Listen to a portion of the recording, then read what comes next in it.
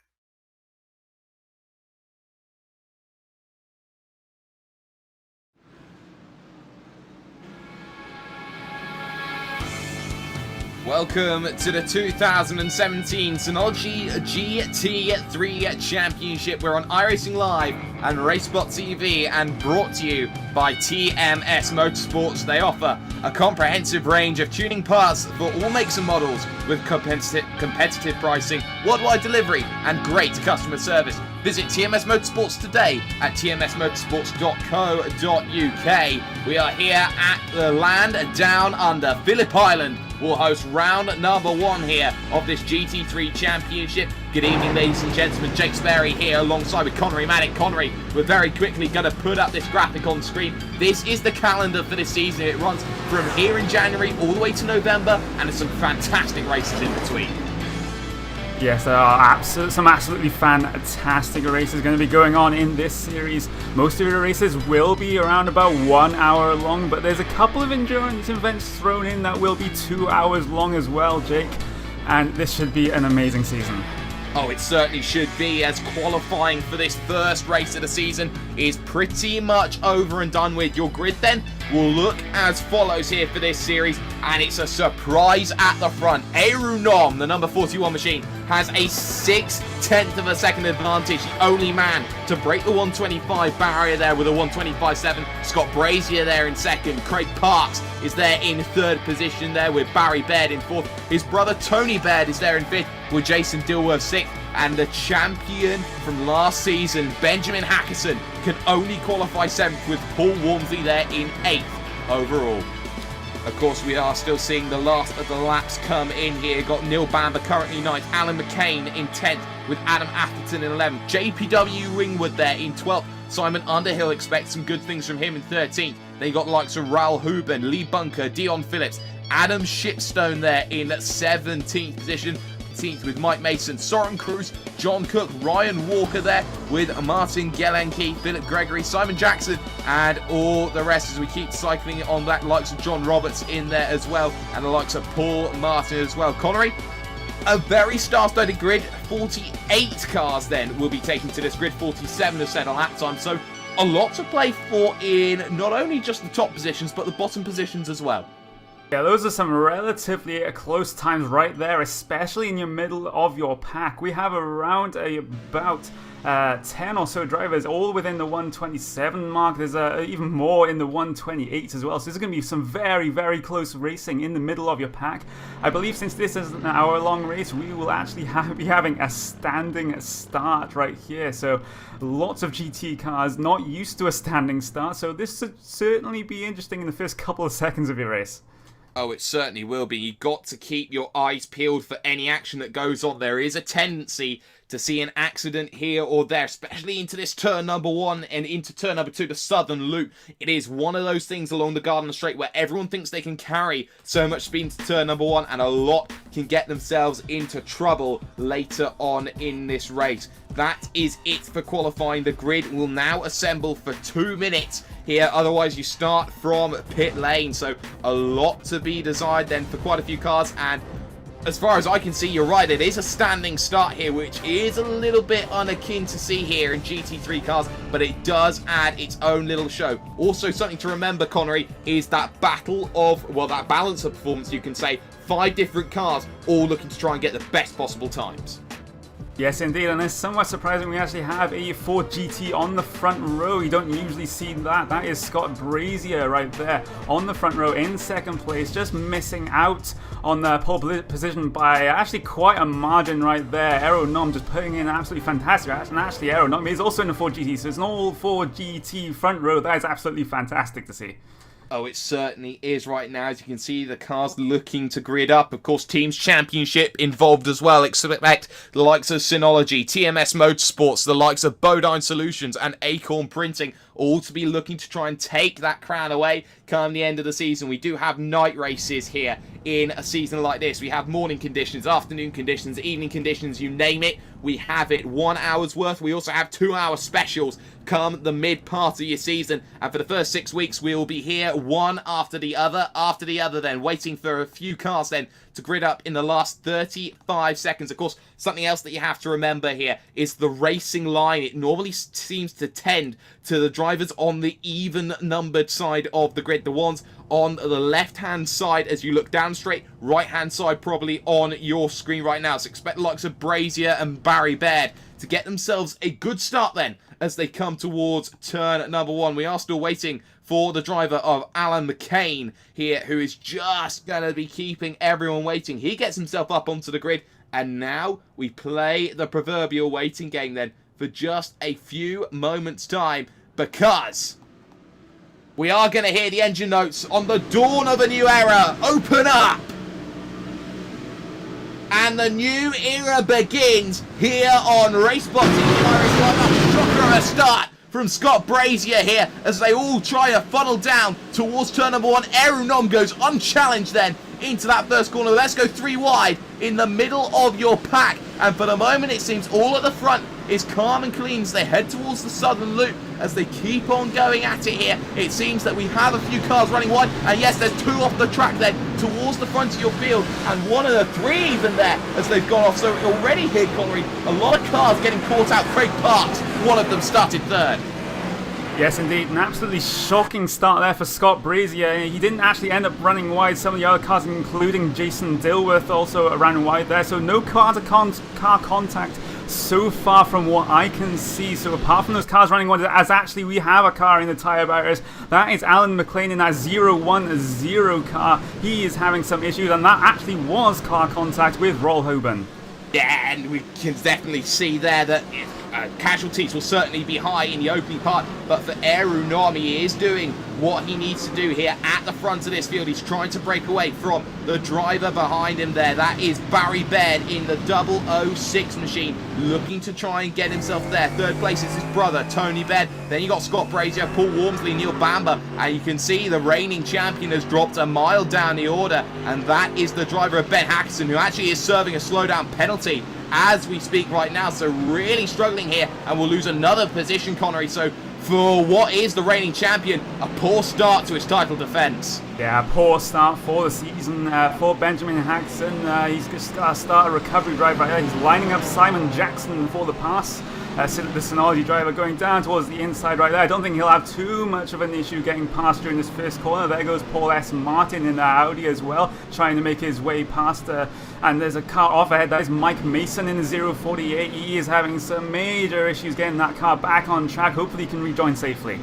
Yeah, and straight on at turn number 1 is not the place that you want to be around a circuit like this. Mike Mason there in the 48 was 16th when he crossed the line. He's lost a couple of positions there, and that is going to affect his chances come the later part of this race. But we do have this train starting to form now behind the likes of, say, Adam Atherton right now. You've got the likes of Raul Hoban there looking at it. Adam Shipstone, Soren Kroos there in the back of this group as well here. Fantastic little trains starting to develop here as we do have a battle heading to Lukey Heights. It's Scott Brazier in the 50, battle for third. Tony Baird there down on the brakes, and for the moment all stays line astern. But that run, that slipstream run into turn number 1, it's going to be so crucial, Connery, especially at a circuit like this where the average speed is a lot higher compared to other circuits.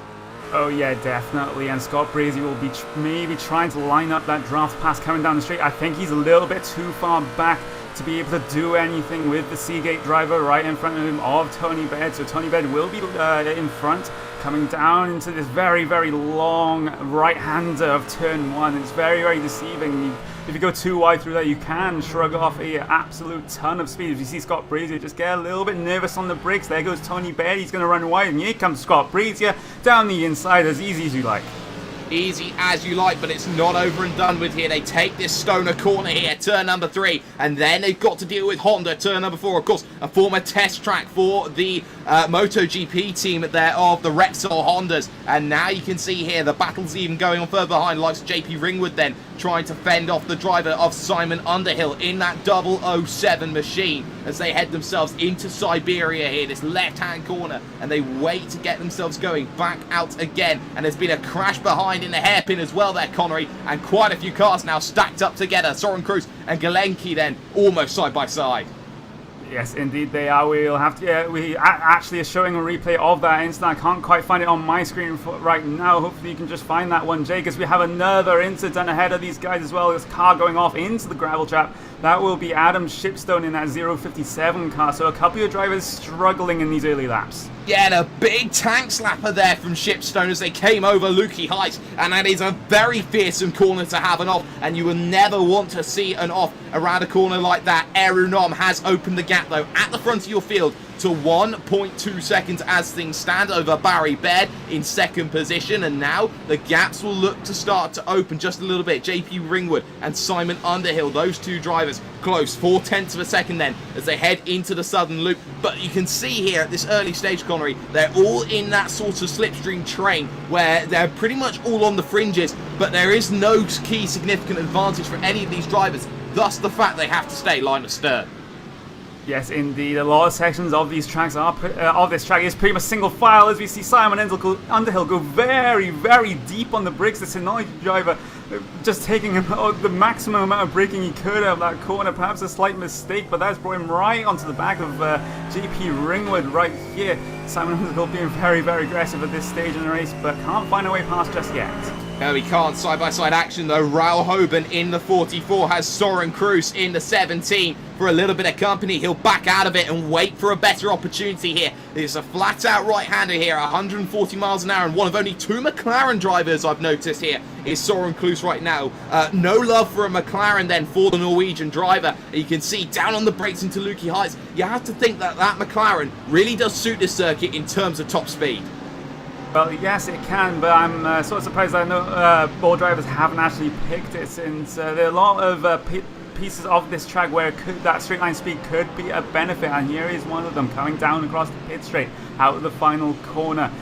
He just manages to stretch those legs in that McLaren so much more than the other GT3 cars, but where that McLaren struggles is in the corners, and that'll spell trouble for the middle sector for Soren Cruz. Yes, it certainly will. Look back up forward in the field. JPW Ringwood then under a little bit of pressure then from the 007 of Simon Underhill. Once again, he's a little bit closer this time to get himself that opportunity. You can see tucked in right underneath, but just can't quite get that move done. But the battle for third starting to hot up here, Connery. We got the likes then of Tony Baird and Scott Brazier then trying to get through. Brazier, of course, recovering from that poor start that we saw, and it's one of those things that happens, you know, you miss the clutch, you miss a gear somewhere here or there, and you drop 4 or 5 positions, and it does happen. But Brazier now has got to try and run for the hills. Barry Baird there is just ahead of him, so he's in a Baird sandwich right now, and he's looking for that way to gain a little bit of time. His last lap, a 1:27.3. Yeah, but an absolutely fantastic start to a recovery drive from Scott Brazier. His initial start off the grid, of course, was not all that great, dropping a few positions. Fantastic heads-up driving from those behind him to spot the slow car as he gets on the dirt coming out of the last turn right here, coming across the stripe for the 5th time. We're on to the 6th lap of this race, but Tony Baird is closing in, coming down into turn 1. I wonder if there's going to be a fight going to be starting relatively soon between these two drivers. Yeah, and JPW Ringwood then and Simon Underhill. There's a bit of contact and go drifting. Let's go, JPW Ringwood. A Tokyo drift through turn number 1. He does very well to hold the car, but he does lose the position here to Simon Underhill. Oh my word, that could have ended in a lot more tears than it was. Replay on screen. And Connery, it's fine margins like that, especially at the start of a season, that make or break drivers' charges for the title. Oh yeah, definitely, and Simon Underhill there just sending Ringwood into a involuntary drift, shall we say, there for Ringwood. Well done to keep hold of it. It's fantastic driver skill to keep that on the grey stuff and not bin it into a tyre barrier. Yeah, and you can see again Raul Hoban then in a lot of trouble because Soren Cruz is looking and looking, but you can see he's trying to play this game of cat and mouse as the 044 machine here, because just ahead of him is the 43 of Dion Phillips, another privateer driver looking to try and find himself a breakaway. This is the battle then for just outside your top 10, 11th position. They've lost a lot of time then to the drivers ahead of the likes of Adam Atherton here in this race, and there is a lot of problems that have been going on, and I think we have to take a second look then and just see exactly what sort of input JPW Ringwood had there on that effect there, Connery, because he had to be spread eagle through that part of the corner and travelling at 140, 150 miles an hour. It's so difficult to keep the car going in a straight line. Oh yeah, it is very, very, very difficult, and it's quite difficult to save these GT3 cars once you manage to even get them into a slide, as we see some battling between the number 44 of Royal Huben coming down into turn 1 side by side with Dion Phillips. Dion Phillips is that Audi on the inside of the corner, and he will stay ahead just for now, but Royal Huben has to look behind now. There's Soren Cruz in that McLaren, and your previous champions Benjamin Hackson on a recovery drive right now, dropping down to 14 from 7th place. That's a loss of 7 positions for your previous championship winner, so not a great start for him at all. He'll try to make up a few positions to try and reduce the points deficit that he has managed to get this early on. Yeah, you can see in the first 10 minutes, he's already 20 seconds off of your race leader, Aaron Nom, to the outside then of Soren Cruz. He'll try and go, and he's going to try and hold it around the outside, but he gets a little bit hung out to dry in the mid part of the corner. Backs out of it a little bit. We know he likes a little bit of bumping and banging from our experiences elsewhere, Connery. So Ben Hackson, he's certainly no slouch. He knows how to put the car in a fight, and Cruz one's a little bit wide there through Lukey Heights, takes that wider line and opens up the defence then into the next corner, and you can see that forces him to run wide a little bit again, and he's starting to look a little bit on the ropes now as the Norwegian. Yeah, this section is where the McLaren is perhaps not as good as all of the other cars in this race. It just struggles with those slow speed corners. It can feel like a bit of a tank going through there, but here is where it has the advantage. Coming down the straight, there's Roll Huben just running a little bit wide, shrugs off some speed. Soren Cruz will have this done before turn 1. Will Benjamin Hackson have it done before turn 1 coming around the outside? It's going to be very, very close. Roll Huben just holds the inside, almost a little bit of contact there between him and Benjamin Hackson. Hackson almost goes for a half spin, manages to take it across the grass, manages to keep it pointing in the right direction, but some time lost. Oh my word, how has he managed to hold that? That's almost as impressive as Ringwood there just a little bit earlier on. And he keeps himself onto the island, which is good. And he's done very well to lose only about a second in lap time then we can estimate right now. So already a lot has been going on and a lot continues to go on. Already lap traffic starting to play its effect. The likes of Andrew Tobert then getting themselves in the way. Just focus back up then to the battle for second position on circuit. That one down to 0.7 of a second here, Connery. Although we don't think it's going to happen straight away, there is still a lot of time. There's still at least 50-45 minutes to go in a race like this. Patience is a virtue, and it's what a couple of drivers need to learn. Yes, indeed, it is a race of this length. You can't go completely 100% out of the blocks right from the start. You just have to settle into a rhythm as Aeronom does set fastest lap last time by. There's a car off ahead of these guys. There's Lee Woodburn in that number 36 Audi. He's having some issues. He has to bring it to a stop as some of the cars just fly past him just after 10-1.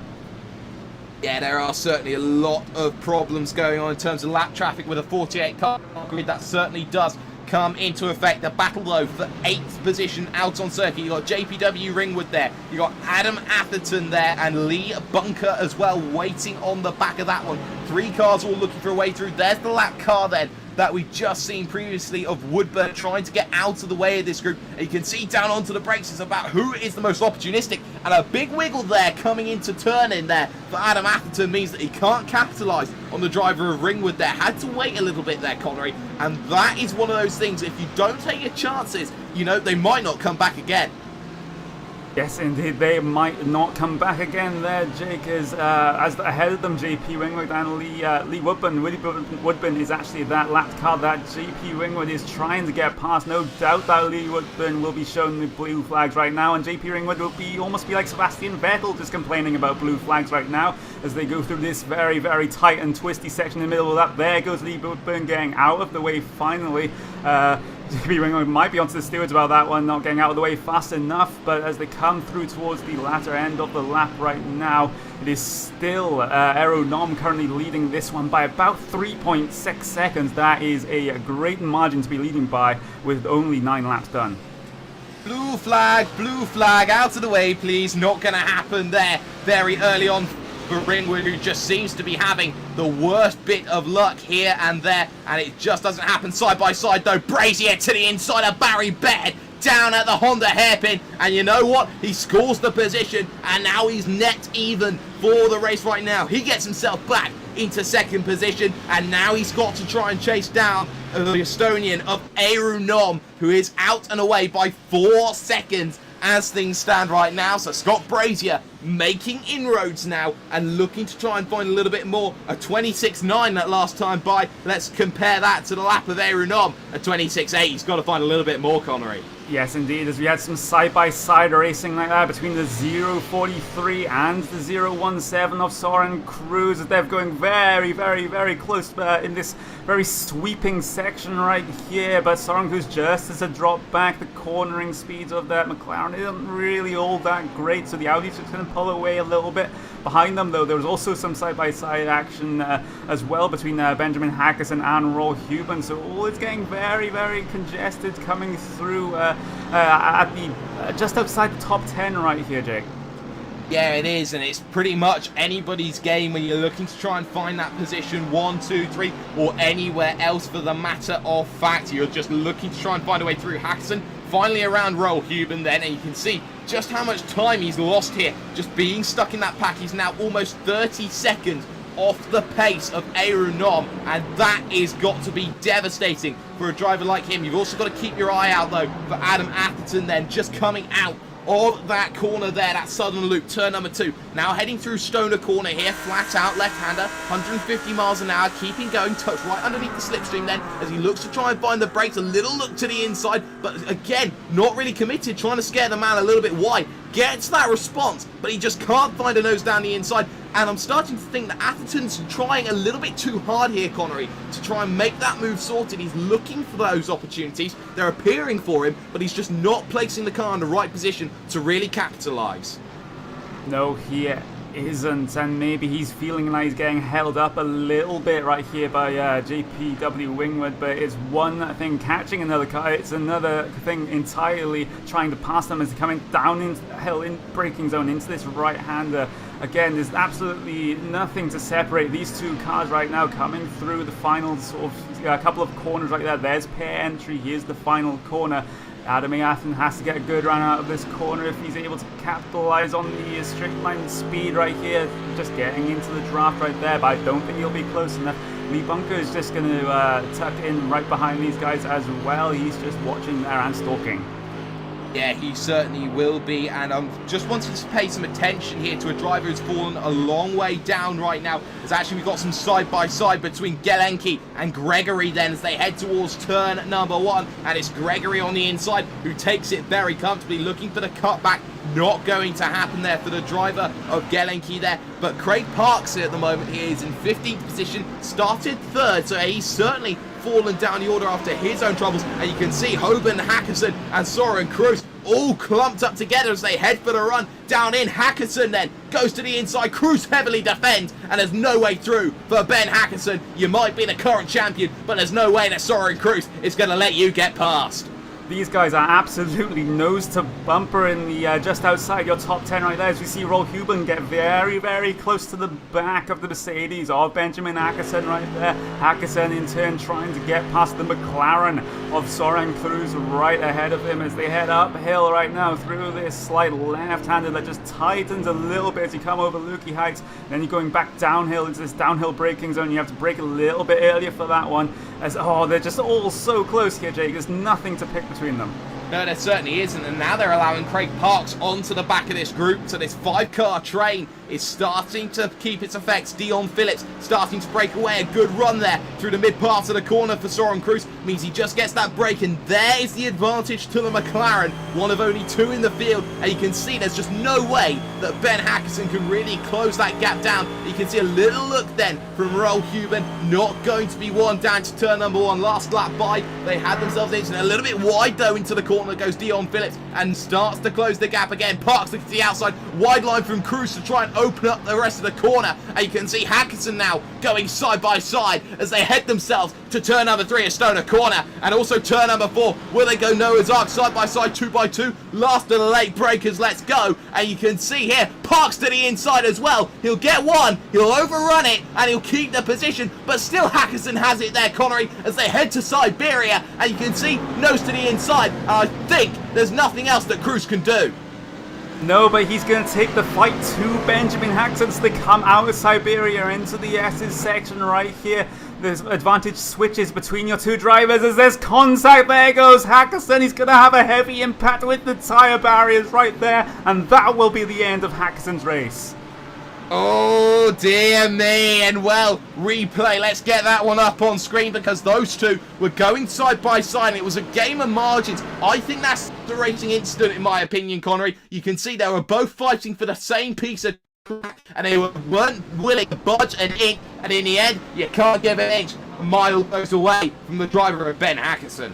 Yeah, if you just watch from behind those two cars, you actually did see that Kroos actually applied the brake in the middle of the corner. So I think he knew what was going to happen, but I think that was just inevitable with how close Benjamin Hackerson was getting. He wanted to try and get the maximum out of the corner and just took a little bit too much. 2 into 1 doesn't go.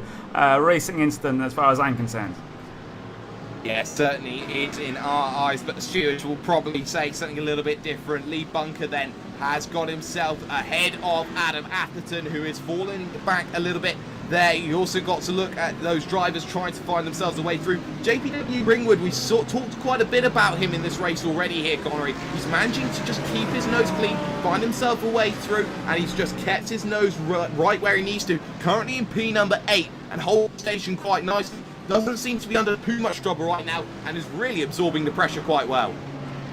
Yes, the privateer driver of JPW Ringwood doing very, very well so far. He's up a couple of places. He qualified in 12th and he is up into 8th place right now. So an absolutely fantastic drive from the privateer driver right there. He's currently being chased down by the driver of Lee Bunker. He's also a privateer, so there's quite a few privateers during this race, quite a few newcomers to the series. It's fantastic how much this series has grown. We have quite a lot of cars on the grid. We have around about 50 cars on the grid, which is absolutely fantastic to see. There comes Benjamin Hackerson out of pit lane. He is one lap down right there. There are fast repairs in this series, Jake, but something's going on between the 043 car.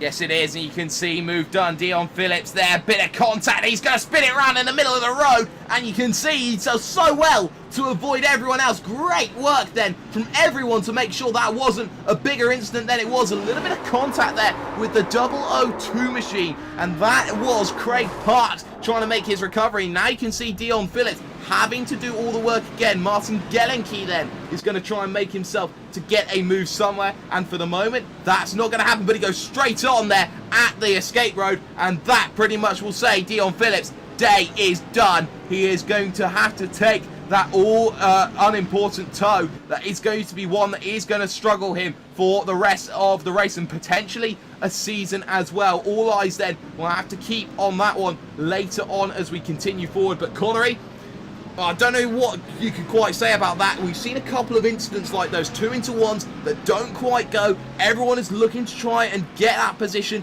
The waiting game may be coming away a little bit, but something to note at the front of your field, Aeronom had that gap at 5 seconds. It's now come down to 4.1. Yeah, it's worth noting as Scott Brazier actually deals with a little bit, well, quite a lot of traffic right here. That is quite quickly for traffic to be playing a factor for these guys, but they're catching right up to it. Scott Brazier, this is almost a multi-class race with the traffic right here. Scott Brazier just getting past a few cars. I was about to say it's worth noting that Aeronom and Scott Brazier are both running Team Bushfing paint schemes, I believe, but they're both classified as privateers, so not an official team as such, but they definitely know each other, know each other's strengths and weaknesses. Oh, you can see there trying to get out of the way of traffic as actually traffic hits the wall. Dave White then hits the same barrier that Hackerson did a little bit earlier on, and that's just a case of everyone is trying to get out of the way of other drivers, and that just didn't work out then. As we can see Ian Robson coming onto pit road, Aeronom has managed to keep himself out and clean for the moment, but you can see he had to check up so much. Connery there did the driver of Scott Brazier in the number 50 machine. You can see just how much they're struggling to deal with this traffic, and we're only 20 minutes into the race. Yeah, as we see Scott Brazier cross the line, we'll have to see how much time he lost. He lost a grand total of 2 seconds in that lap alone due to the traffic, so that's how much the traffic can play a factor in this one. As I'm looking through the field right now, see if there's any close battling going on. There's still some congestion just outside of the top 10 between Soren Cruz, Rolf Huben, Philip Gregory as well right there. They are currently fighting for 12th place right now. That McLaren driver of Soren Cruz doing very, very well, considering that he's in the McLaren, which in the middle sector here is an absolute tank to try and throw around the corners. As we see a driver coming out of pit lane there, that's Ian Robson, so he hasn't had a really great day at all either. No, certainly not. And you can see Soren Cruz looking to try and break away from Royal Huben. And actually he goes straight on there just a little bit, but he keeps himself together on the island just for the moment as he keeps himself ahead here around turn number 2. Southern Loop runs a little bit wide on exit again. That's going to sacrifice momentum as he goes through, starting to make a little bit of mistakes here as the Norwegian. You can see here the driver of Royal Huben start to close in on the brakes there. Close once again, but close is not going to be good enough at the moment here, as it's especially advantage here to Huben in this middle sector. You can see heads through Siberia, this left-hander looking to try and open up the power as quickly as you can before you hit this left right up Lukey Heights, and that is something that is to be played for later on in this event. You also got likes of Paul Martin and Machish van Delden here looking to have their own little scrap battle for 15th and 16th, and the pair of them are up a sensational amount of positions. Paul Martin here, he's up a total of, I believe, 19 for the day so far. Great work then for the number 16 machine. Yep, an absolutely fantastic drive currently for Paul Martin as we start to approach the halfway stage right now. We have around about 34 minutes and 30 seconds remaining in this one. as we see Delden just try and gain as much traction on the exit of the corners as he can in that McLaren. But this is where that straight line speed is really going to come into its own as he closes the gap. Also in the draft right there to the Audi in front of him, Paul S. Martin. You can see that gap closing down, but he's not going to be close enough. Definitely not coming down into the sweeping turn 1. Rolhuben then into pit road as he looks to try and sort his race out then. As you can see, a lot starting to play into the context of this one. Everyone waiting. You can see here Gelenki now trying to get around Dave White. He will. Battle of the Beds though going on for the last spot on the podium. It's the 006 against the 004. Barry Baird in front, Tony Baird behind then here at Phillip Island. You can see that gap has opened up a little bit, was half a second. Expect that to open to about 6-7 tenths of a second here as Barry Baird is looking to try and break away. Gap at the front opens though. It's 6.6 seconds now between Nom and Brazier, and Eru Nom's done a great job, but the battle of the beds continuing here, Connery. 6 tenths of a second into turn number 1. Yeah, it's the battle between the beds of the replace base, Mercedes right there, Barry Baird, and the Seagate Mercedes of Tony Baird, both pro classified drivers in this series, so they've been around for quite a while, had a few decent results as well. They're going to be starting to scrap over this final podium position and not too shortly as Tony Baird just gets it very, very deep on the brakes, just closing up to the back of his relations. I would say I'm not entirely sure if they're brothers or something else here, Jake. Well, if it's in-laws, there's all the more reason to keep fighting on at it. But for the moment, it seems that the Beds are looking to try and have this big fight then going on. In through turn number 8, up the power, 145 miles an hour. Before you smack them brakes 30 and look to try and get yourself through this corner of Lukey Height. Double apex left-hander looking to try and run the curb before you head downhill on the brakes. Such a difficult braking zone, so understated around a circuit like this. You're heading down the hill around a corner like that, Connery, going from pretty much 120 miles an hour down to 40 to get yourself into the right-hander and making sure that you're not locking those fronts and going straight on either. Yeah, it's very, very easy to lock up there. It actually reminds me of the imaginatively named 90-degree corner at Motegi. It's a very, very downhill braking zone, and that corner right there is all exactly the same. Perhaps a little bit of a shorter braking zone since it's not just after a straight, but that still makes it difficult to not lock up the brakes coming down the hill. You have to brake a little bit earlier, a little bit harder because of gravity just trying to pull you down the track.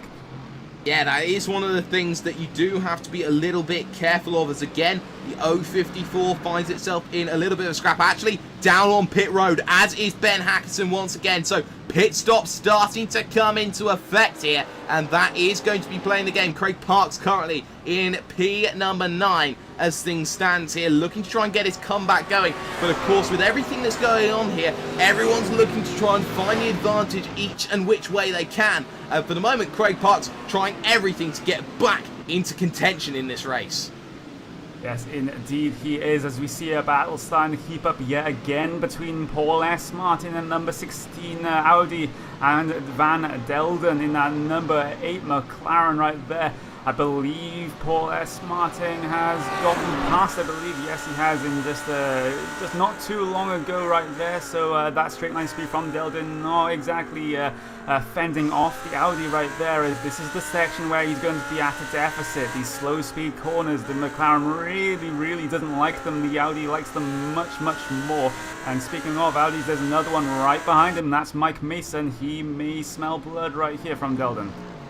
Yeah, he certainly could here, as they're all going to look to try and get themselves up the hill. Gap at the front, though, is open to 7.2 seconds here between Eru Nom and Scott Brazier as we look at Mathieu van Delden here, looking to try and get himself down onto the brakes into this turn number 10. He hugs the curb very nicely as it's all power here through turn number 11. A little light lift, though, here at a very difficult corner, and it's all about getting the best momentum you can coming out of a corner like this to get this run onto the Gardner straight and into turn number 1 once again. And you can see here it's their 21st lap of the race that they've just done, so looking to try and find themselves some real form of pace here, and at the moment it seems that they're working out in their favour. Van Delden looking for a way through, but he's got to get right back onto the back. 4 tenths of a second does you well, but you've got to do even more, especially through turn number 2. It's just a little look, but he has to back out of it there, Connery. Yeah, very, very close right there. There's a car off ahead of him. That is Jonathan Bethel in that 58 Audi with the Union Jack on its roof right there. Luckily, he's not literally on his roof. That would be very, very bad for that particular driver. But Van Delden and Paul S. Martin, this battle is still raging on as they come down into the braking zone of this almost hairpin right-hander on the run down into Siberia. This almost hairpin left-hander, is it going to send them up the hill towards Lukey Heights? There's another car off the track right there. There's Matt A. Owen in that number 32 BMW going very, very slow. Ooh, this could be interesting right here, Jake. Yeah, it certainly could be. Also, keep your eyes on Adam Atherton and Craig Parks. Parks almost ran into the back of Atherton there earlier on in that one as he looks to try and find himself a way through then underneath the toe, looking to try and find himself a little bit of a move. Can he find one on Atherton? He'll look to the inside, and it's a pretty much a gift then in through turn number 1. Parks very comfortably up then into 8th position then on circuit. A good recovery from what was down in the lower part of your top 10. Looking to find a little bit more. Also to look at Neil Bamber and Simon Underhill here. The 005 and the 007 then right next to each other out on circuit. And you can see Neil Bamber is right under that pressure right now as he looks to try and hold on to 6th place, Connery. Haven't seen too much of him. He stayed quite quiet. Simon Underhill there is really looking to try and find a way through. Yeah, he's been running a really pretty conservative race right now. He's up a couple of positions. Neil Bamber is from 9th to 6th right there, but he has a Synology Mercedes right behind him in the form of Simon Underhill. It's Synology versus Bodine Solutions as they come down the hill into the downhill braking zone right now. There goes Simon Underhill looking for a gap, but he's not going to get it just yet.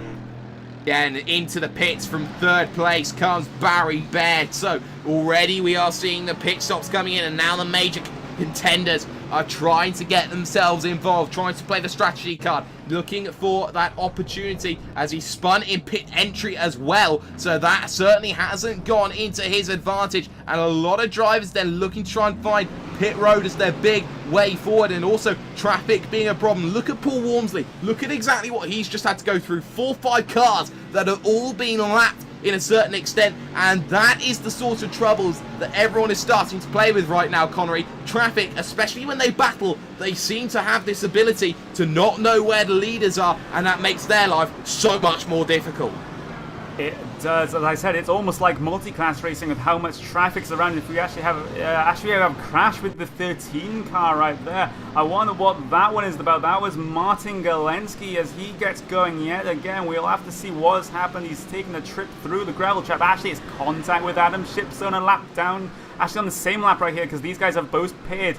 And Shipstone just moving towards the right-hand side of the track, just cutting off Galensky a little bit right there, and they both take a trip through the gravel. Pit leader is in. Aru Nom then from your race lead amassed a 9-second gap before getting himself onto pit road as things stand. In also is the driver of Scott Brazier, so it will be a battle of pit crews, but I don't think we'll see too many problems then from the 041 of Arunom, who has been so dominant so far. You can see both of them one after the other. Expect Arunom to go first here. They look to try and fill those cars back up again as close to the limit as they possibly can. Tony Baird also in from 3rd. They're all coming in now. Wormsley as well. Underhill right behind him. Yeah, so your leaders are pitting at this stage in the race. We saw a few early pitters just a little bit earlier as there goes Eru Nom just coming off the pit road right there.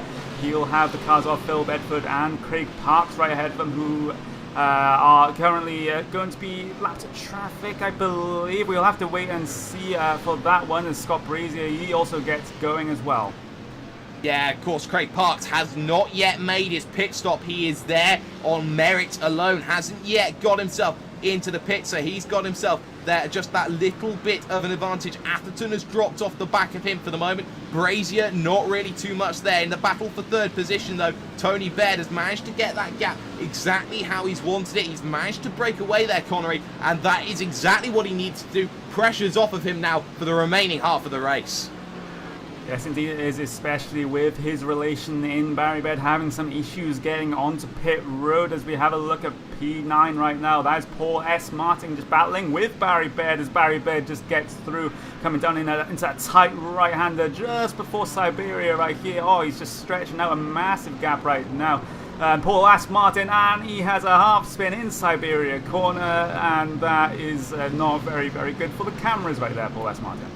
No, it certainly isn't, and he was doing a fantastic job where he was currently when he last crossed the line. He was up an astonishing 25 positions. Replay then. Well, actually, we got a pitter in as well. We got Craig Parks coming in then, the 002 net race leader at the time, but he will certainly drop down, but it depends on how much he will drop down if he wants to go through. Phillip Gregory will also come down onto pit road in that 009 machine, keeping a quiet race to himself, doing a good job of things. As things stand right now, you can see everyone just looking for the way through. Neil Bamber now under a lot of pressure there from the driver behind us, Simon Underhill. Those two have been battling before, and now you can see Simon Underhill looking to try and find a way through. Tucked underneath, can't do anything about it. Has to take to the outside and go around the outside. Let's try it. What a move that is. Simon Underhill, take your hat off, because that is a gem from the top draw, Connery.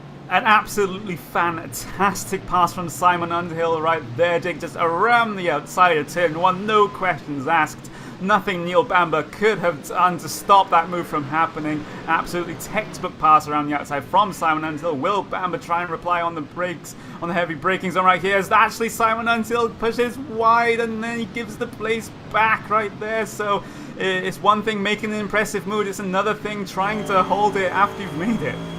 0 to 0 in the space of 3 corners. Simon Underhill will have to do that work all over again, and behind him is Bart Daleman, so we'll have to be a little bit careful of that. Of course, they are in position, but the question is, pit stops might have come into play. At the front, the gap has closed down. It's now 6.6 seconds, so Scott Brazier has made some good work in the pits. It hasn't been enough, though, for him to close that gap. The gap down to 6.3 seconds then as they cross the line. In the battles going on even further through the field, it's all about who is where and who is looking for that thing. Soren Kroos will be one of the last cars then to come in and make his stop then, as he looks to put himself down on pit road. Battle of the beds. Well, after that spin, it's now 4 seconds, Connery, and that battle looks to have dissipated. Yes, indeed it has. They are absolutely miles behind the first and second place drivers of Nom and Scott Brazier. As there's a car off ahead of Tony Baird right there. That's Jonathan Bethel. He isn't really having a great day at the office, you could say, right here.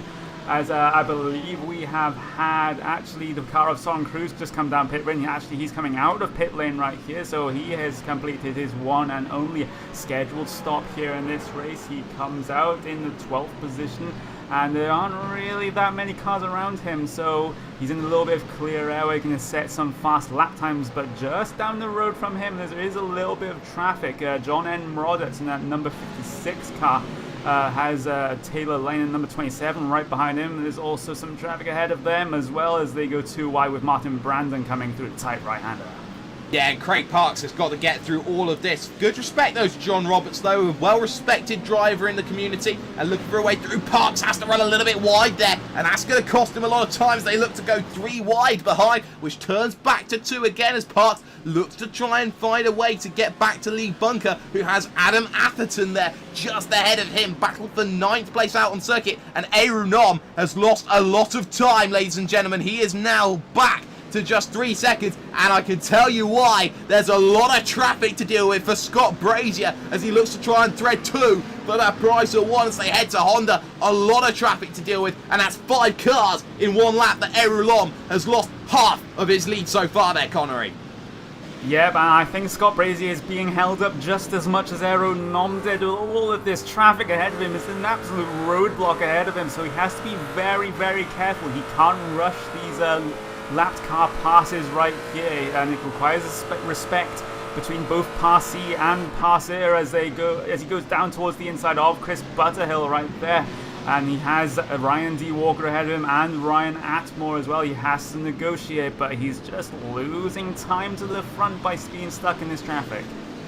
Yeah, he is, and the blue flag cam certainly up, and he will be trying to say to Stewart, you know, come on, let me through. I want to get back to Aeronom. I had a chance of winning if I could get through this cleanly. And now you can see here just the disadvantage of being stuck in this traffic, because on the straights they can run pretty much as quick as you, but you can't do anything about it. You can see he may close in this gap, but already that gap, which went down to 3 seconds, up to 5.8. Expect that to continue to grow in the upcoming laps here as he tries to get himself down the inside here of the driver Ryan D. Walker. He will try and get that one sorted, and he does get it sorted as the other car there manages to run wide as well. So Scott Brazier finally gets past his roadblock, but with just 20 minutes to go, it's starting to look less and less likely. Yeah, that was actually a battlefield position that was going on ahead of Scott Brazier right here, as he just loses so much time to the front, and he has yet another lap car ahead of him in the form of Andrew Talbot right there. So just yet one more car to try and get past, but I'm looking at the relative timings right now. We'll get a more accurate picture when they come across the stripe, but it's back up to 6.3 seconds, the relative gap between Aerodom and Scott Brazier. Those are the P1 and 2 drivers in your race right now. Yeah, they are at the moment, and actually something that we need to see. Craig Parks has lost the lap. He's had himself an incident on circuit, and that recovery drive has now become a desperate scrabble for points, and he can't find anything no matter what letter he'll pull out the bag. So now it's just a cattle going on down in your mid part of your top 20 right now. You got the 044 who was all in that battle earlier on. That's Raul Huben, and just behind him is the 052 machine there of John Cook, Alan McCain actually, who's just got through on John Cook this lap. So John Cook has lost a position here, looking to try and get it back here on the 010 machine, and for the moment, not happening. Not happening yet, indeed, as they head up on the run down up towards Lukey Heights. It is actually literally upwards towards it. It's a massive hill that these drivers have to negotiate. They come over the top of it during this long left-hander right here, and then it's downhill braking zones to the right-hander afterwards. But the elevation changes as you just look at the car of Danny Thomas right there, the 040. He had a little bit of a moment coming across the top of Lukey Heights, and that's what the elevation changes can do. Yeah, that is one of the things that you have to look at. We do have a couple of cars out of this event. We've got Craig Williams, who failed to take the start, Dion Phillips, Matt Owen there, Ben Hackerson, a big key name, and Jason Withrow as well is 6 laps off the pace here in your event. We only have 21 cars currently scored on the leading lap right now. Adam Shipstone is the last of those drivers to continue going. As you can see, a little bit of a scrap going on in the mid part there. You got John Roberts there, Taylor Lane looking to try and have a little scrap. Soren Cruz coming up towards this group now as they all get close onto the brakes. You can see Lane there side by side, and then Soren Cruz looking to try and get himself past this little train, and he'll get past one, and then he looks to try and get past another. So traffic still playing its role, and an even heavier role as they come later on into the race, Connery. Yes, indeed it is, as we watch Soren Cruz in that one of only 2 McLarens in this race to try and deal with that traffic. And it's worth just explaining the classifications right here. Some of your drivers, you'll notice, have like green pro stickers on the back of their cars. That means they're perhaps a little bit more experienced than the rest of your drivers in this field. In this series, you also have the AM drivers as well, which are the orange stickers.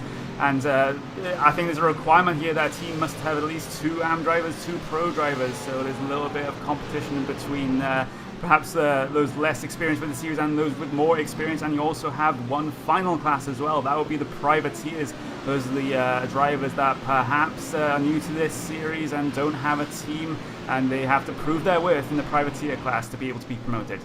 Yeah, and you have to say at the moment, Aeronom is making the brightest example, saying, come on, pick me, because he is certainly doing a great job. Actually, something to look, though, is the battle for the podium. Barry Baird and Tony Baird, the 2 Bairds, looking to go at it. And, well, there were 2 in the Baird, and the little one said move over, because Barry Baird has brought the gap down to within 2 seconds, and he's looking to try and close that gap down onto the 004. And at the moment, Barry doing a great job, Connery, and it might just be a matter of time in the remaining quarter of this race. It may be just a matter of time here, Jake, but he's running out of it right now. We have around about 15 minutes left of this race right here, and I'm just checking the times as they come across the stripe. That is Barry Baird, which is the driver behind, going about 4/10 faster than the other Baird, Tony Baird, right in front of him right there. So Barry Baird is catching slowly but surely, but whether he'll be able to get the pass done by the end of this race is another question. Yeah, it certainly will be, and yeah, also have to remember... there goes Tony Baird taking a spin towards the grass just after, in the first sector of this track. Actually, he just gets it on the curb, coming on the exit of the corner. It just spins him right around into the grass, and actually Barry Baird will get that pass done for definite before the end of this race. Tony Baird having problems. And there was the pressure cooker telling as he loses the position. Now just behind Tony Baird is the driver of Simon Underhill. So he's lost positions to Paul Walmsley and Neil Bamber as well for 5th and for 6th position. He's now in 6th and now looking at 7th behind it. Oh, getting close. They almost touched Simon Underhill, looking for a little bit of track, and it certainly fell away from him there. So Simon Underhill senses the opportunity here, and you can see now it's a case of survival for these drivers as tiredness may start to come in at the end of the stint. He may well have to just manage this race towards the end. I'm looking at the damage in the front of that Seagate Mercedes right there of Tony Baird. It's all punched in. It looks like the car's been punched in the face right there, which won't be helping his aerodynamics or his straight line speed to Simon Underhill right here. Simon Underhill will have the benefit of the draft.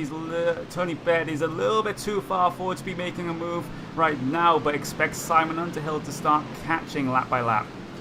Yeah, that does seem to be the key here as Lee Bunker and Adam Atherton incredibly close once again. A little bit of lap traffic as well, trying to deal with that here as they head down the front straightaway. You can see Atherton looking to tuck in underneath here in the toe of the driver ahead of Dave White. He'll need to get out of the way. He is lap traffic and down to the inside of turn number 1. You can see White gets out of the way. Well, doesn't have to let Lee Bunker through, but he does let Lee Bunker through. That closes the gap up then, and the opportunity will arise here in the battle for 9th position on circuit. You can see running wide there, Dave White off the exit. It's such a difficult corner there, turn 2. Off camber you go, and it's one of those struggling things. But again, Adam Atherton just gets an eclectic run of pace there off of the corner, and there's nothing that Lee Bunker can do. Atherton holding on for dear life right now to 9th position, Connery. Yes, both of these drivers are privateer drivers, so these points will matter in the privateer championship. There's like separate championships between your pro-am and privateer drivers in this series, so we'll have to keep an eye on each of them as we go through this series, especially towards the end of it as the championship battles start to close up. But it is early doors in this season so far, and it's shaping up to be a fantastic one. Yeah, and Scott Brazier actually in at the 50. I think he's made a mistake somewhere because the gap has come rocketing up. It's now 16 seconds overall, so he's certainly lost a lot of time. Do have a battle though between the 044 and the 003. Roll Hoban there at the front of this one here as they head through Lukey Heights. A little look to the inside then won't happen there for the driver just behind. That is Jason Dilworth looking to try and get a way through. John Cook has already found a way through there on these two, and you can see pretty much nose to tail. Roll Hoban will start to fall down the order then. He's -1 then for the day as Jason Dilworth, who qualified 6th on the grid, remember, now looking to try and get himself a way through. He's kept very quiet after his early incident. You can see tucked right underneath the slipstream. Maybe has to look to the inside. The outside certainly not going to happen then, and cannot use the parabola midway through the corner. Has to stay behind. May have a look into turn number 2. No, the move is covered off very well. So great defending in the middle of your pack there, Connery. Yep, Jason Dilworth racing for the Acorn Printing team as he tries to get through on the privateer driver of Royal Huben right here. He's getting very, very close to that rear wing of that Mercedes right there. He'll pull towards the inside. Will he get it done on the brakes? Jason Dilworth, and that is a textbook pass on the brakes there by Dilworth.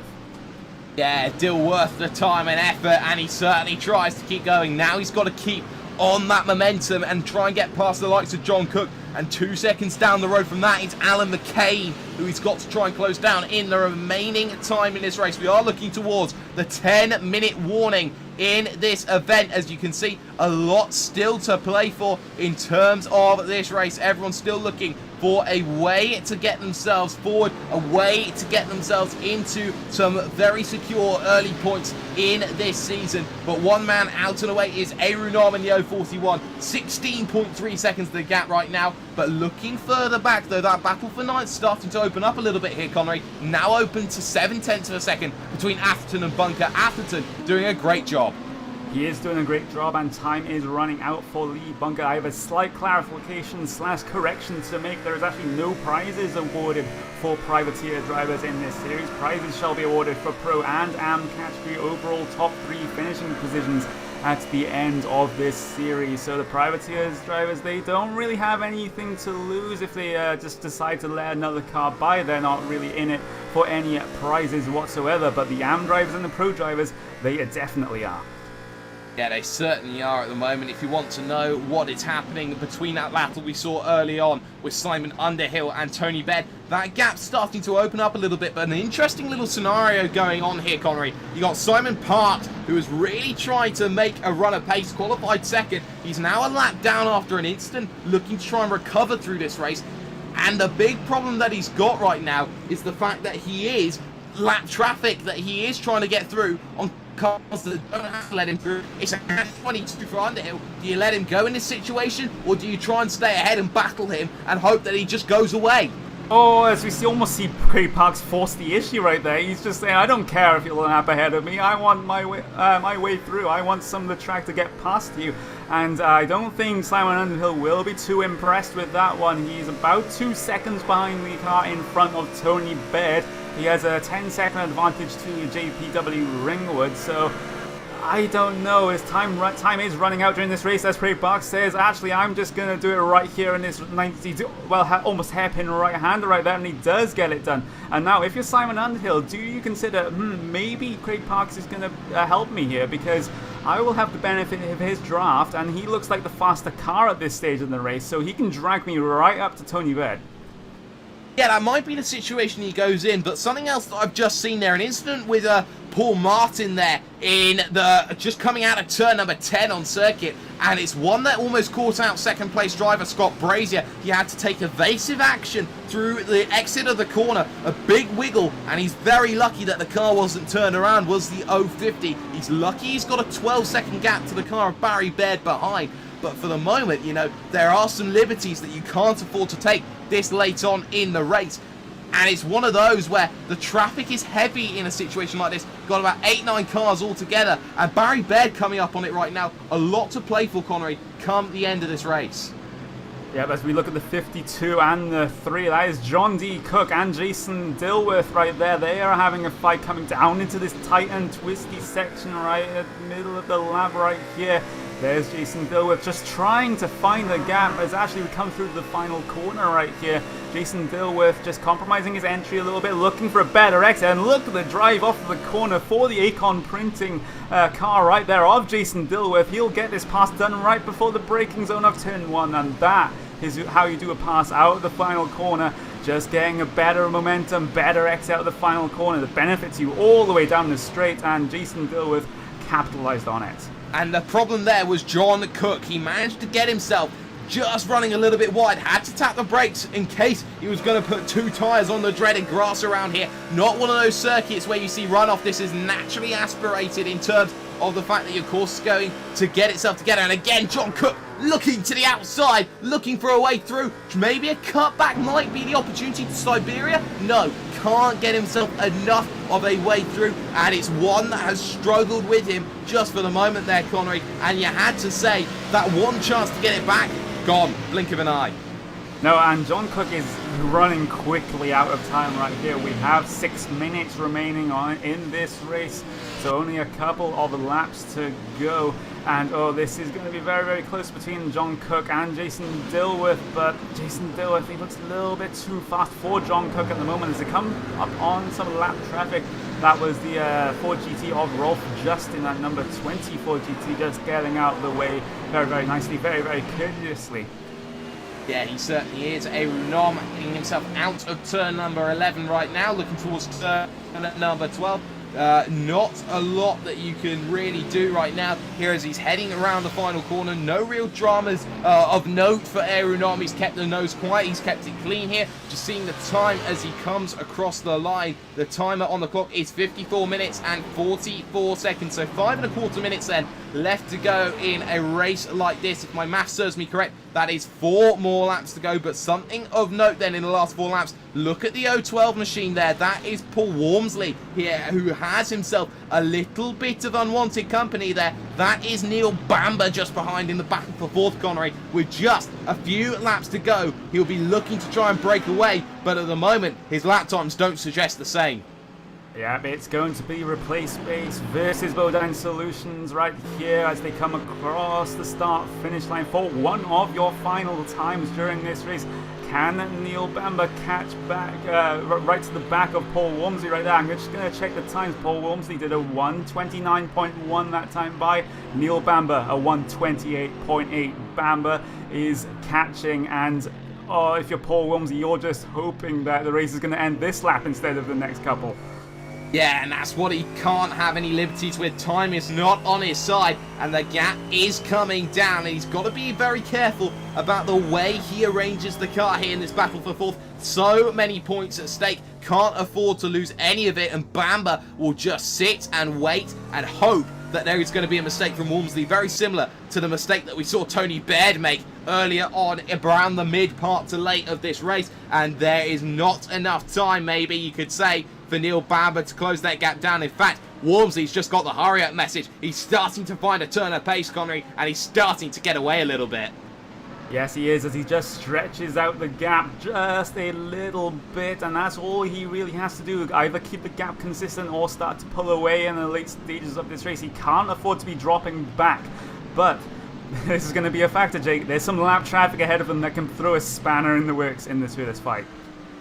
Yeah, there's 2 bits of lap traffic ahead of him. Dave White is one, Simon Jackson is the other, as these two will now look to try and get out of the way then of this 012 machine. Down the front straightaway, they will come along looking for turn number 1, this right-hand corner. A small light lift, 169 miles an hour down to 130 miles an hour. As you can see, he continues just to release and trail brake that car as he then heads into the southern loop, then opens out the corner. One will go off in Simon Jackson, the other will follow in sympathy, and that clears the traffic for Wormsley, and that's exactly what he wanted to see as he looks to try and break away. Well, you can see though, in that gap, it's 43 seconds to the leader, and it just shows you how much of a differential there is in terms of trying to get this race done. Wormsley holding on for dear life with just a few laps to go.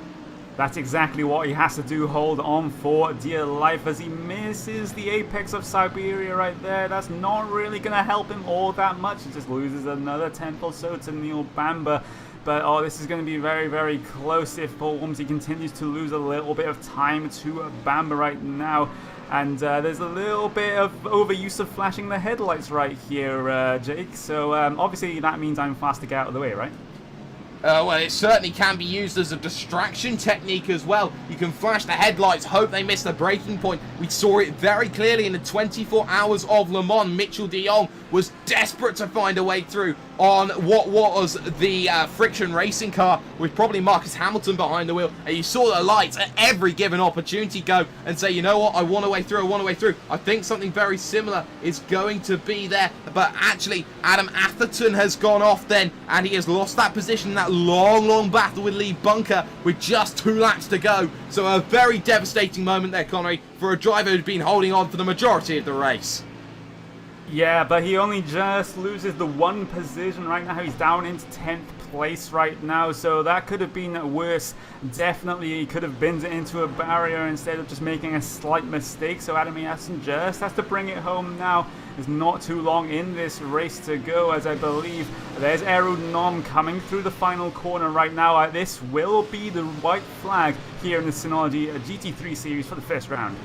Yeah, and you can see here this final lap on board with Aeronom then, 59 minutes and 9 seconds. This will be the last lap in through turn number 1, 139 miles an hour. Looking to try and hold it. Bit of traffic ahead, 2 cars to deal with, and there's a slow car. Yep, Spinner there in the middle of the track. Gets himself out of the way. No worries then for the Ford GT car of Aeronom there. And Yo41 negotiates the southern loop very nicely then heads through turn number 3. This is Stoner Corner, named after Casey Stoner, a winner of the MotoGP Championship. On the brakes then into Honda, right-hander right down on the brakes, one of the toughest braking zones, 47 miles an hour before hitting on the accelerator again. Small kick right, don't really negotiate it as a corner, but it counts as you head into Siberia. That's a little bit different though. You're carrying that at 70 miles an hour before you get yourself back up onto the accelerator. Small kick left, even bigger kick though to the right, and you're taking it at pretty much a little light lift at 135 miles an hour. Up the hill you go here at Lukey Heights, and it's been one of those races where you keep yourself out of trouble and hope that everyone else goes away, and all have fallen before him, and the so-called rolling Estonian just has 2 corners to go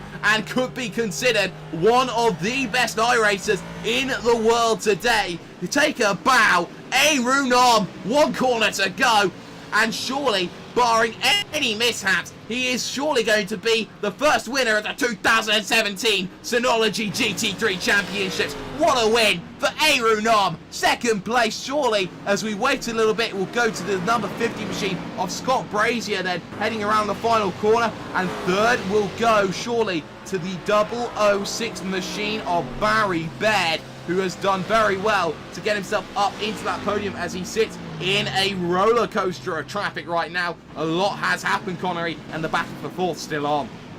It is still on, but I think Walmsley has it right now. He only has a couple of corners to go. In fact, he only has 1 corner to go as he comes through the entry to the final corner. Just gotta keep it on the grey stuff. Make sure you get your X right there. Very conservative on the exit right there, actually, as Walmsley will come across the line for 4th position. Neil Bamber will have to settle for 5th right here. But what an absolutely fantastic race we have seen for the first round in the Synology GT3 Championship. Aeronom, an absolutely dominant drive, Jake. Yeah, an absolutely dominant drive, and an absolutely dominant drive that they've done well. The battle for P12, though, that will go down towards the end of this one. The 017 of Soren Cruz has himself a little bit of worries behind him because Dilworth's coming, and it's gonna be one of those drag races. Bit of slipstream to help though as they drive to the line, and Soren Cruz, for all intents and purposes, will hold on for that one. A very resilient defense then from the Norwegian, but we can get classified results then up on your screen for you. This is how everything has ended up in the end. Aeronom then, a dominant victory here at Phillip Island. He takes it by 18 seconds over Scott Brazier in the 50. Barry Baird, the first of the Bairds, will come home in 3rd. Paul Walmsley will come home in 4th position. Neil Bamber trying his best but can't quite get there in 5th in the 005 car. Tony Baird, after a spin, will come home 6th with Simon Underhill in 7th. JPW Ringwood does well in 8th with Lee Bunker Knight, and Adam Atherton making that spin in the last 3 laps gets himself down to 10th. And then you see the second page, Philip Gregory, Soren Cruz, a great job from him. Dilworth, good recovery to 13th after his troubles with Alan McCain and John Cook, the last of the cars on the lead lap. And then you see the likes of Roel Hooven, Mathies van Delden, there with Mike Mason, Bart Daleman, there with Adam Shipstone, Ryan Walker, Paul Martin is there as well with the likes of Bedford, Galenki, Craig Parks. What happened to him? Had himself in a position where he was looking at maybe a top 5. That one fell away and only managed 25th. And you look further down, the likes of Beresford, the likes of Anthony Marsh, the likes of your reigning champion Ben Hackerson, not finishing the race. Crucial for the title picture already, and a lot more can be said. Post-race coverage will come after this. You're watching the Synology GT3 Championship here on iRacingLive and RaceSpotTV. Don't go away.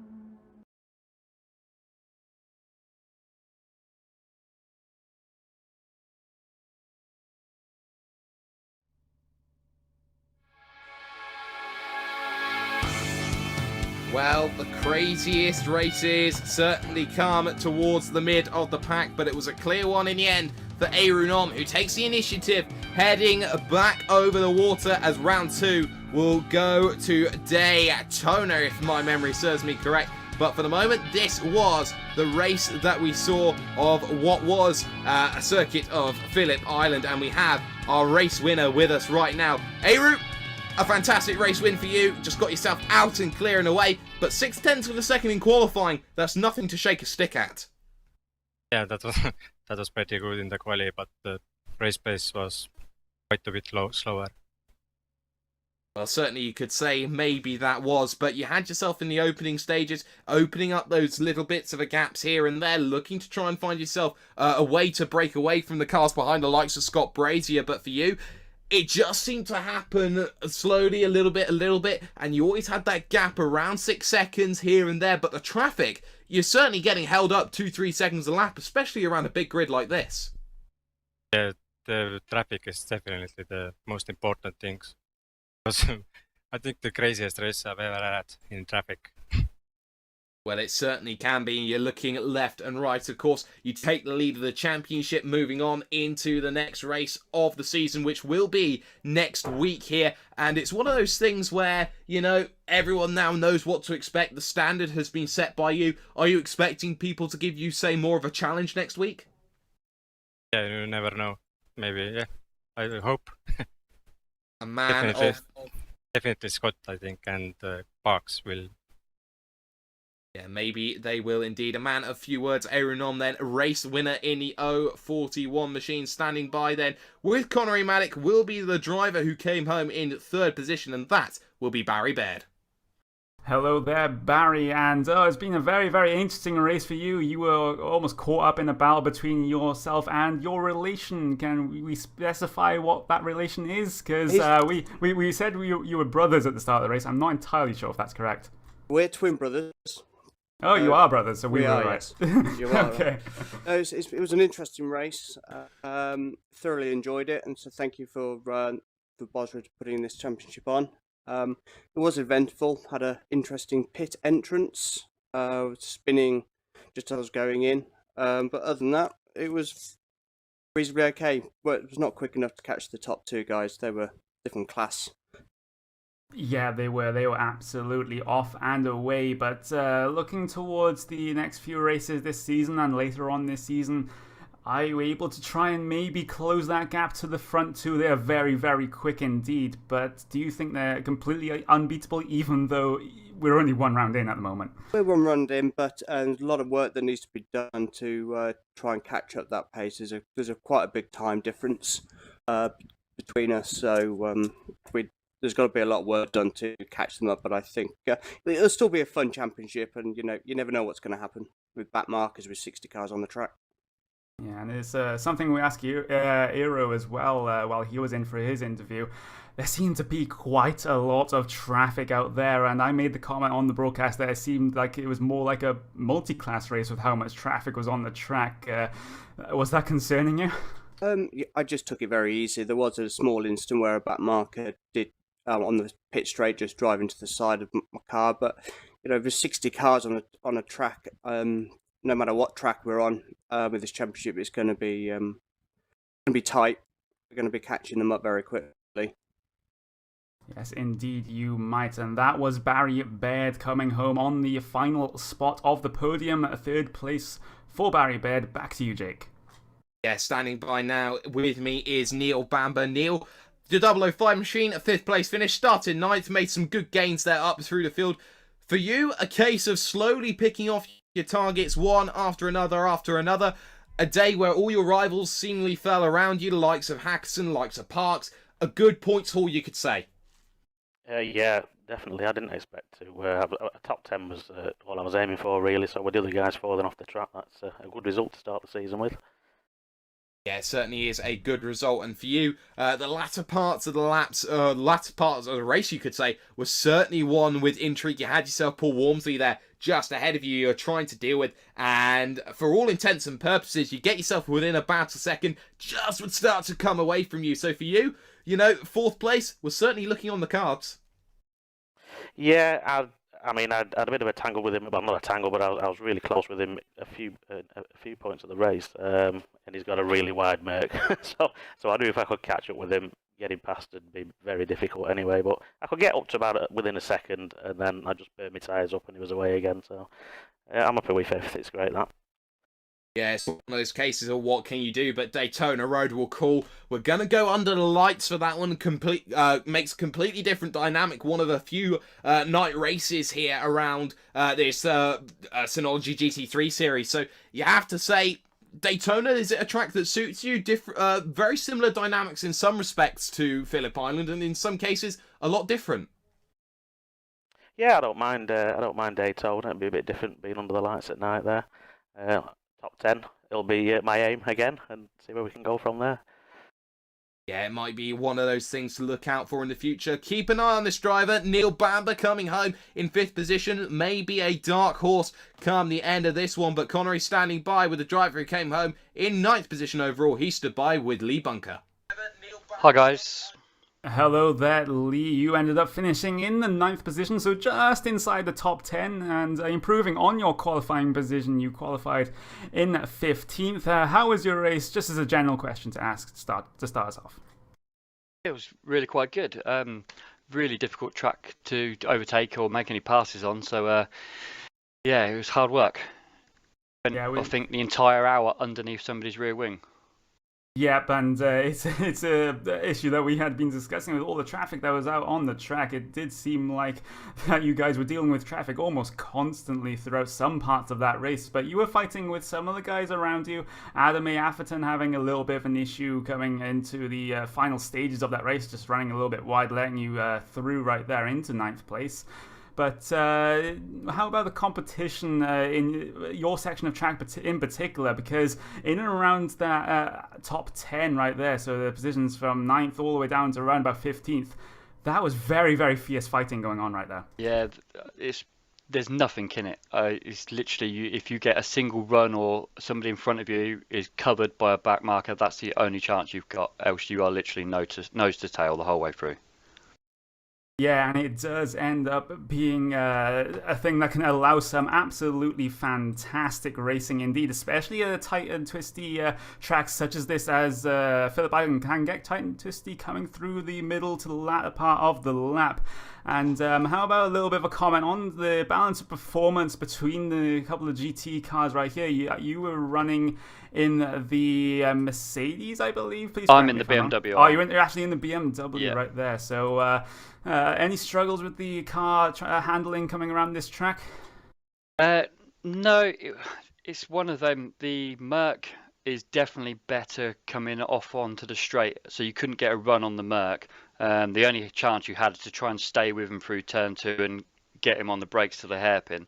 The Audi, you seem to be able to pull all the way through the sweeper onto the straight and off. But whatever you gained there, you lost in the slow corners with the BM, so it's really nothing in it. Of course, in this series, you can actually change the car, but you do have to notify the race admins with sufficient notice to be able to do that. Speaking of car makes and models, though, Aeronom and Scott Brazier both are in the Ford GT, so the Ford GT definitely seem very, very strong around here, but I'll have to hand this one back to Jake as well, as we have a few more other people for interview, unless he wants to wrap it up. Well, we got quick fire interviews coming in. We got the driver of Roll Hoban there in the 044 coming in. Roll, a day that finished for you, 1 lap down in 16th position, but some cracking fights throughout the field. Yeah, what a race, amazing. Certainly was amazing for you. We saw in the opening parts of the race your battles with the likes of Soren Cruz and all those drivers in and around there, likes of Philip Gregory as well. You know, you see those drivers battling along. Are you looking for maybe just that little bit of an advantage here and there, maybe a 1/10 of a second to break that stranglehold of being stuck in major fights throughout the entirety of the race? Yeah, at the start of the race, the first 20 minutes, I really tried to push, but after my pit stop, I really struggled with my tires and I had to leave the fights to the other guys. So, too bad, but I enjoyed the race a lot. Enjoyed the race a lot, but Daytona Road comes calling next week. How do you feel about Daytona Road? Is it a circuit that maybe you're feeling gives yourself a bit more of an advantage coming in? Yeah, I drove the track last week for, I believe, 7-8 hours in total in race time, so I'm really looking forward to it. So I'm hoping to get another top 20 finished. Hoping to get another top 20. Raoul Huben then looking for an opportunity. Very quickly though, Connery Maddock, quick fire interview with Jason Dilworth. Yes, I have Jason Dilworth right here with me. You qualified 6th place, but you did drop back a couple of positions down into 13th. As Raoul just cuts in with a little bit of a comment right there. Jason Dilworth. So not really the race that you probably would have wanted considering your qualifying pace, Jason. No, definitely not. I had a bit of a nightmare in the first corner and the first lap in general, but overall fighting back through the field was pretty good fun. There was a lot of people having issues, so to get back up to 13th was a bit of a surprise after that first lap. Yep, and things were a little bit congested on that first lap. We had the likes of Scott Brazier just getting an absolutely terrible start, just dropping back through the field, but he managed to get back up to near the top right there. But it's a question that we brought up with some of the rest of your drivers right here.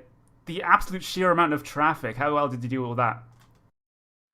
I don't mind a bit of traffic, do quite a bit of the endurance stuff, so I don't mind going through some traffic, but that was really congested, and that first lap, especially with Scott getting a bit of a shocker of a start, and I got a relatively decent one. I think that stuck us 3 wide, I don't know with who else, there's just not enough room for that, so we really struggled with that, but I think everyone will get used to the amount of congestion at the different tracks. Daytona's a much bigger track, I think, for getting past a lot of the traffic, so it should be good next week. Yeah, it shouldn't be too much of an issue at Daytona. You have all of those long straights and bank corners to be able to get past some lapped traffic. But I think we should end the interview there as we hand things back to Jake Sperry to wrap up the show. What a fantastic first race of the season it has been here, Jake. Oh, it certainly has been, and all more can happen out of that. Don't forget, RaceSpotTV Primetime continues all this week. You've got the Prototype and GT Challenge coming along from Spa-Francorchamps tomorrow night at 7:50 GMT. Don't forget, Raven Graphics also going to be coming along in the early hours of the morning for your NASCAR fans. The Formula Renault 2.0 Championship will come back on Friday from Sebring. Join myself and Paul Smith for that one. And of course, the big one will be happening for 24 hours of Daytona this weekend. Keep your eyes peeled for that. And also the Skip Barber 2K World Cup Series in the Sunday evening as well. That has been Connery Maddock. That has been Hugo Louis behind the cameras. I've been Jake Sperry. And that is a rolling Estonian just finding himself one step closer to being all conquering and all dominant. A perfect start from the perfect man. Good night.